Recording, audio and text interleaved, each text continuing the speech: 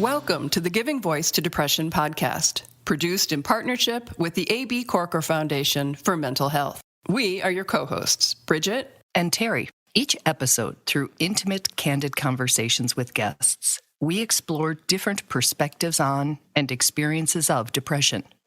We keep it real because the illness is real. We keep it hopeful because there truly is hope, in spite of what depression tells you. We are not experts or therapists. We are sisters and best friends who live with depression and have interviewed hundreds of others who do as well. We've learned that hearing others speak openly and without shame about their experiences makes it easier to believe that depression is a common and treatable illness, not a personal failing. You really aren't alone. Today, we continue our discussion with Michael Landsberg, founder of the charity Sick, Not Weak. We also revisit an email that we received asking for assistance on how to have a helpful, uncondescending conversation with a loved one about the potential benefits of meds, even when that person is, quote, proud of the fact that they don't need a doctor or medical help. For 18 years, Landsberg had a sports talk show on a Canadian equivalent of ESPN. He says it had never occurred to him to use his platform to discuss and promote mental health, until one day he asked a guest, a hockey player, if it would be okay to bring up the fact that the two of them both experienced depression.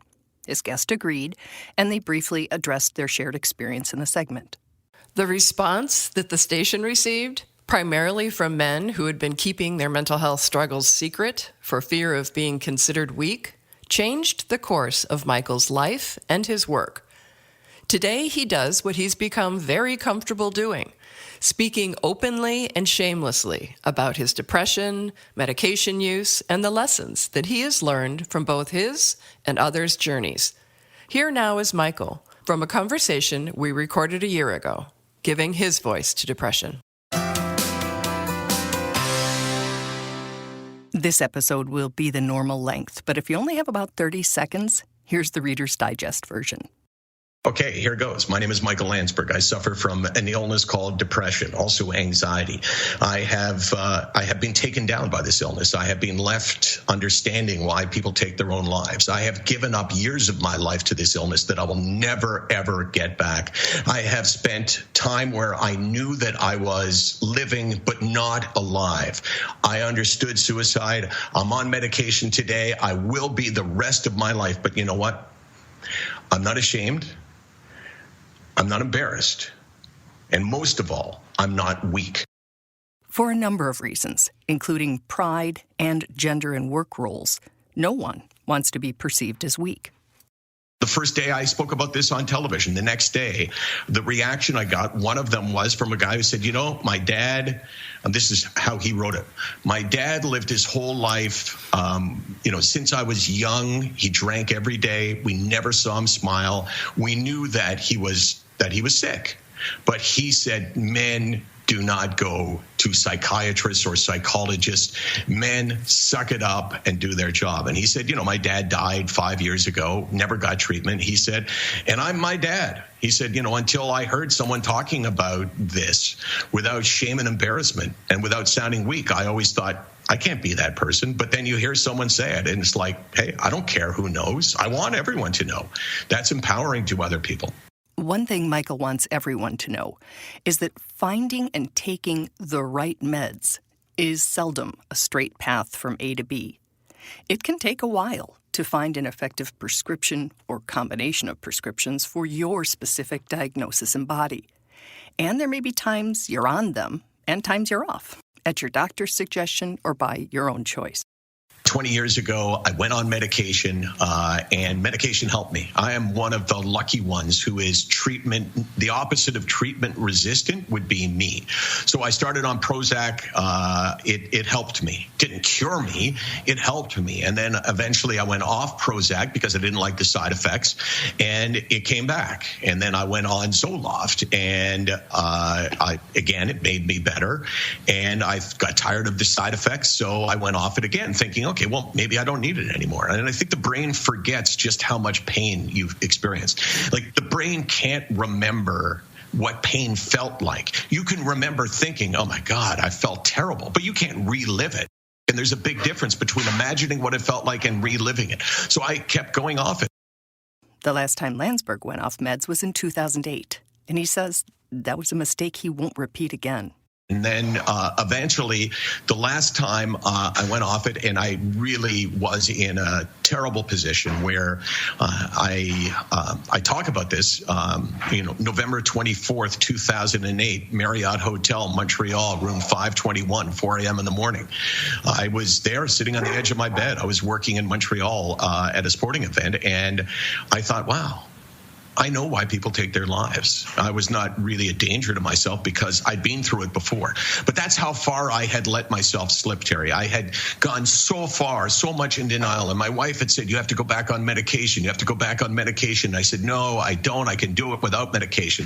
So I started taking other medications like, benzodiazepines, Ativan or Valium. And, that's a great substitute until you get addicted and you realize you got to use more and more and more. That was 12 years ago now, and I have not been off medication. I've been on 20 milligrams of what you would call Lexapro, and 300 milligrams, 150 twice a day of Wellbutrin since then. Yeah. So I have learned my lesson. Landsberg doesn't attribute that lesson to hard-earned wisdom, but rather to fear. I play it out. Okay, I go off the meds, and that's great, and side effects are gone, and I'm feeling pretty good, and then I relapse, and then I wait too long, and then I go back on medication, and this time it doesn't work, and I'm forced to live the rest of my life with the pain that I have felt in the past, and that just scares the crap out of me. Neither we nor Landsberg advocate for antidepressants. We always say that people either swear by meds or swear at their mention. Rather, the point of a discussion like this is to challenge people who won't even consider them, to make sure it's not stigma or misconceptions influencing that decision. But the biggest thing is medication. The people will deny themselves the access to medication because they don't believe in it. And they say those words without really knowing what the hell they're saying. They just have heard it before. I don't believe in medication.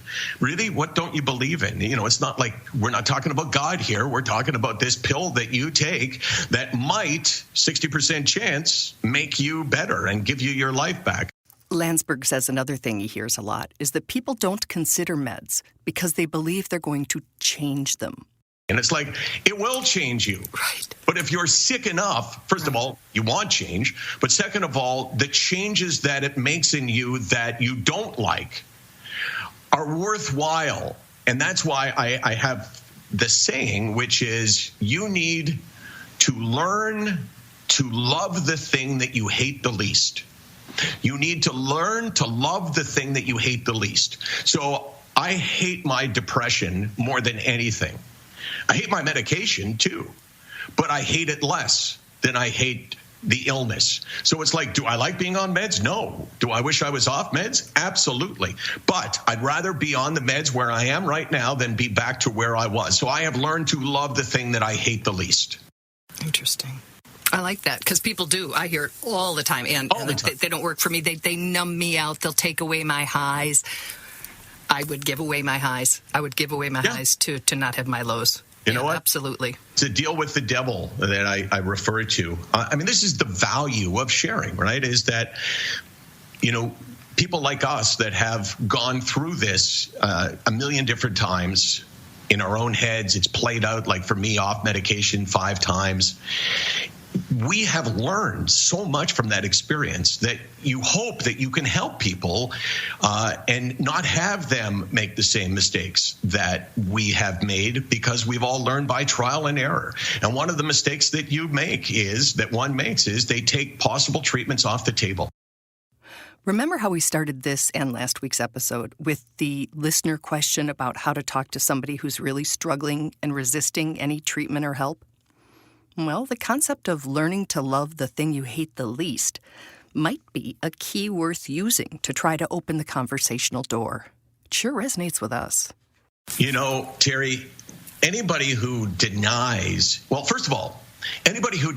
any form of treatment that has been approved, has never experienced depression the way you and I have experienced it. Because if you've been down there, you tend to go, anything, please just help me get out of this spot because I'm not living right now. I'll do anything to get better. And if you can't say I'll do anything to get better, then either you're ridiculously stubborn or maybe you're not as sick as you and I were. Again, Michael puts that in the lessons learned column. But what about the more elusive realizations? What about, do you have things that you know on either side, right? They help, or things that you know make it worse, but you just can't seem to remember or access that you've already learned those lessons. You know, what mistakes do you keep making? And I hate to call it a mistake because that sounds judgmental, but no, I would be the only one to determine their mistakes. I think my biggest mistake, I don't make nearly as often. I think that we have the ability to take a good day and make it into a bad day. And we do that by fearing the return of the bad day. So it's like, oh, I feel really good today. Oh my gosh, I can sit down and I can be creative and I can be the person that I want to be. I'm walking my dog and I come across someone who's walking in the other direction. And I would always say hi when I feel good. And when I don't feel good, I'll try to find a way where I'm not crossing paths with anyone. And similarly, I can take a bad day and make it worse, or at least I could before, by saying, okay, well, today's not good. And what happens if tomorrow is even worse? And worse still, what happens if the next day I continue to slide? Oh my God, am I going back into the hole? Is my medication no longer working for me? Am I going to be where I was in room 521 of the Marriott Hotel? Oh my God.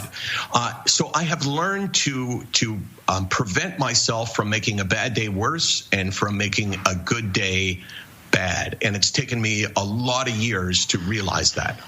So the slide.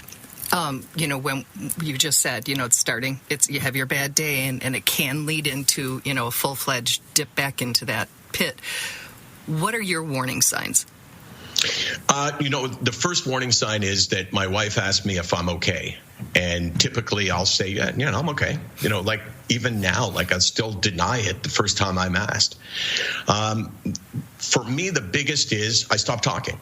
Which is pretty obvious when you're a guy who tends to be, if not the loudest guy in the room, a guy who is amongst the loudest, but also amongst the people that ask a lot of questions of people. I engage people. So it's when I need to either fake who I am, which is incredibly challenging. When I realize that I've lost confidence in myself, that's another sign about the slide. And when I retreat, when I search for ways to get away from people, not be with people, those are all pretty obvious markers for me that I need to deal with this. I know when I hear the phone ring or even a text come in, and if my immediate thought is, oh my God, leave me alone, then I know. Right, because otherwise I'm like, who's that? Not always this is the perfect time for a call or a text, but I'm at least somewhat curious, or I make a note when I'm not so busy, I'll have to check that. But it's not like, would you leave me alone? Yeah, exactly. It's a great way. You look down and you go, nah, I'm not getting that. It's like, no. I'm looking at my phone now. I'm going, nah, on a bad day, I'm not getting that. When you have those warning signs, what do you do? You're already taking your meds. So what do you say? Like, whoa. I'm getting the tap on the shoulder. I'm feeling the slide. I'm, the light's dimming. I can do A, B, and C, and it might help, does help, has helped in the past. I remind myself of how many times I have been in this position where I've had, some good days and now I'm having a bad day, and how it passes now that, I'm on medication. There's no reason to think that it won't pass again this time. It's kind of like, you're on an airplane and there's turbulence. Because there's turbulence doesn't mean that you're going to crash. Just means that, you've got these bumps that you've got to wait out, and you've felt those bumps before. It didn't mean that we were crashing. I've been living with my brain now for 12 years on the same medication, and I've had bumps before and bad days. It doesn't mean that I'm relapsing. And I think that is about the only thing I can do, is to just be patient, to wait it out, to not panic and not assume the worst. Michael just shared with us a really regular, vulnerable, honest, shared life experience. And that is my definition, the living definition of destigmatizing. It's not a word I'm really like, and I think it sounds sort of technical or medical or something, and I think it's overused. But what Michael just did is destigmatizing, because he's talking about it. He's talking to us about his experience. Period. And like us, he's doing it without shame or embarrassment because, as I said in the open, there are times I'm on meds and really, really needed to be. And there are times that I think it's safe, with my doctor's agreement, to go off of them again or to try going off. So it's a medical condition that needs to be treated, and there are various ways to treat it. And we will continue the discussion in particular about antidepressants next week with Michael in a second part of this interview. Yeah, I also appreciate that Michael's talking about his experience, but I get the impression it's not all of who he is. It's a part of who he is. And that turbulence metaphor, nobody likes turbulence, and it could be a really bad outcome, but at least from my personal experience, not very often. But that not knowing and that anxiety and fear, it's all part of this, man. Mm-hmm. It is all part of this. So thank you, Michael. As I say, we'll be back next week and really glad to be back to our weekly schedule. And I thank you, Bridget, for joining us. And we will hear from Michael next week. Remember, if you have any questions, comments, story suggestions, whatever, givingvoicetodepression.com, upper left corner, you'll see a record button, and you can record us your comments. We truly hope that our podcast brings a little more understanding, helps you better articulate your experience of depression, or better understand how to support someone else's. We invite you to join us for daily posts on the Giving Voice to Depression Facebook page and on Twitter and Instagram at Voice Depression. It is a comfort to be among fellow travelers on depression's dark road. And remember, if you're struggling, speak up. If someone else is, listen up.